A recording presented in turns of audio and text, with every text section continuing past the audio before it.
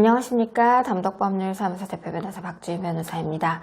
오늘은 스토킹 처벌법 개정안에 대해서 여러분들한테 좀 알려드리려고 합니다. 최근에 스토킹 처벌에 관한 법률이 개정안이 이제 통과가 됐죠. 국회를. 그래서 이제 내년 1월부터 발효가 될 예정인데요. 어떤 것들이 조금 바뀌었는지에 대해서 여러분들한테 좀 알려드리고, 스토킹으로 고소를 당하지 않도록 여러분들 조심을 하셔야겠죠. 그리고 만약에 그런 사실이 있다면 그 부분에 대해서 좀 잘 방어를 하셔서 여러분들이 스토킹으로 인한 처벌을 받지 않으실 수 있도록 하는 그런 대처도 잘 하셔야 될 것 같습니다. 일단은 나의 행위가 스토킹이 되지 않도록 하는 것이 가장 중요하겠죠.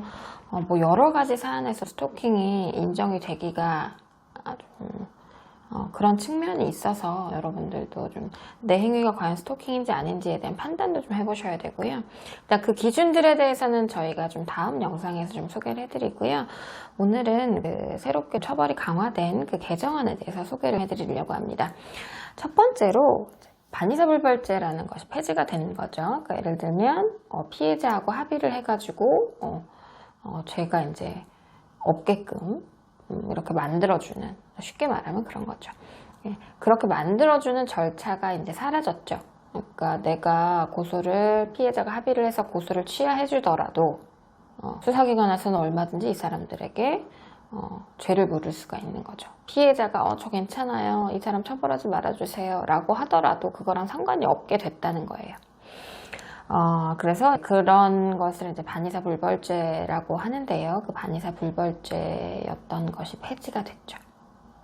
그리고 두 번째로 정보통신망을 이용해서 스토킹하는 행위 유형들이 추가가 됐습니다. 뭐 예를 들면 전화, 우편, 팩스 이런 게 아니라 뭐 문자 메시지, 카톡 뭐 이런 것들로 막 뭔가를 보내는 거, 그리고 상대방의 위치 정보 같은 것들을 이제 온라인상에 공개하는 행위, 이런 것들이 이제 처벌될 수 있는 스토킹 행위로 규정이 됐다는 거. 예. 그래서 여러분들이 이제 자신들의 행위가 스토킹 행위가 되지 않는 것에 굉장히 주의할 필요가 있습니다. 그리고 세 번째가 위치 추적 장치를 부착할 수 있는 제도가 도입이 됐습니다. 조금 구체적으로 설명을 드리면요. 또다시 발생을 할 수 있는 경우들이 뉴스에서 많이 보도가 되지 않았습니까? 그렇기 때문에 스토킹 행위자한테도 위치 추적 장치를 붙여서 이 사람이 어디를 어떻게 가는지를 좀 감시를 해서 이런 스토킹 행위들을 좀 막을 수 있도록 전자 장치를 부착할 수 있는 규정이 신설이 됐습니다. 그리고 피해자가 이제 직접 법원에 청구해서, 수사기관이 아니더라도 직접 법원에 청구해서 접근금지 명령 같은 거를 받을 수 있는 그런 제도도 신설이 됐기 때문에요. 사실은 스토킹이라는 것이 어쨌든 피해자 입장에서 보면 굉장히 좀 두려운 거잖아요. 이 사람이 나를 뭐 몰래 뭐 이렇게 문자 메시지 이런 거 보내는 게 아니라 실제로 이제 우리 집 근처에서 뭐 있다가 막 나를 훔쳐보고 뭐 따라오고 막 이런 행위들이 실제로 있다고 하면 너무너무 두려운 거니까 이제 그런 것에 대한 것들을 수사기관에 청구하지 않더라도 직접적으로 피해자가 청구할 수 있는 그런 제도까지 마련이 됐습니다. 이런 걸 이제 잠정조치라고 하는데요. 이걸 어기면 징역 1년 이하 또는 벌금 1,000만 원 이하의 형사처벌로 강화가 된 측면이 있습니다.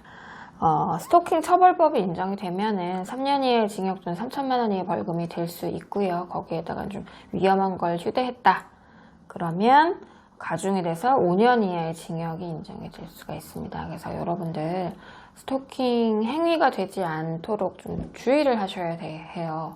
그리고 이게 가족이나 동성 간에도 스토킹이라는 것이 성립을 할 수가 있거든요. 그래서 스토킹에 되지 않을 수 있도록 이 개정안들을 조금 잘 보셔가지고, 물론 내년에 발효가 되는 것이긴 합니다만. 그리고 하나 더 여러분들이 좀 궁금해 하시는 게 있는데요. 그러면은 이제 발효 전에 이미 내가 스토킹을 저질러서 합의를 보면 그것도 적용이 됩니까? 라는 문의를 주시는 분들이 계신데요. 그렇지는 않고요.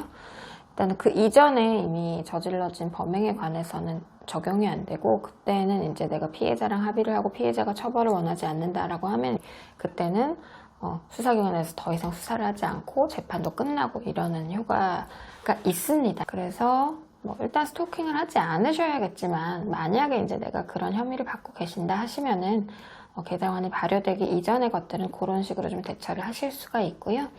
그리고 스토킹이라는 것이 그럴 의사가 아닌데 이런 어떤 행위들을 좀 해서 스토킹이 인정이 되는 예들이 좀 많았던 것 같습니다. 그런 부분들을 잘 탄핵을 하셔야 여러분들이 스토킹 그 범죄자라는 누명이라면 누명, 혐의라면 혐의를 좀 벗으실 수 있으실 텐데요. 경험 많으신 형사 전문 변호사님들 찾아가셔서 이런 부분을 좀 잘 논의하시고요. 저 역시 이제 형사 전문 변호사이고 스토킹 사건을도 꽤 많이 다뤄봤기 때문에 여러분들에게 좀 많은 조언해드리고 좋은 결과 이끌어내실 수 있도록 도와드릴 수 있을 것 같습니다. 혹시 이런 사건에 나의 정말 이게 의사가 아닌데 연루가 됐다 하시는 분들은 저희 아래 링크나 위에 전화번호 통해서 연락 많이 주시고요. 저희가 여러분들의 사정 최대한 감안해서 최적의 결과를 낼 수 있도록 노력하겠습니다. 담성 항상 여러분을 향해서 열려 있습니다. 시청해주셔서 감사드리고요. 그리고 구독과 좋아요도 좀 눌러주시고 다음번에 이제 스토킹이 어떻게 하면 스토킹 처벌을 받는지 그리고 어떤 행위들이 스토킹 행위들로 인정이 되는지들에 대해서 구체적인 사례들하고 그리고 판례들하고 이런 것들 좀 가지고 여러분들에게 찾아오도록 하겠습니다. 다음 영상도 기대를 해주시고요. 저는 이만 물러가도록 하겠습니다. 고맙습니다.